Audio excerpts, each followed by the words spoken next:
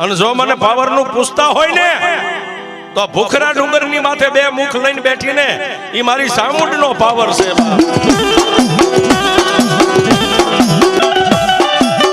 એ દરબાર,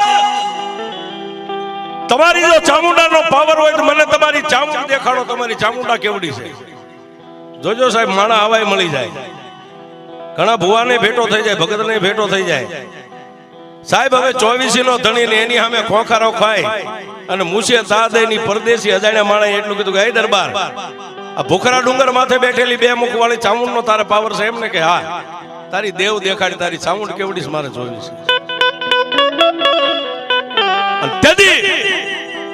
કાઠી દરબાર સોમલા બાપુ ખાતર એટલું કીધું મારી દેવને તારે ક્યાં જોવી છે?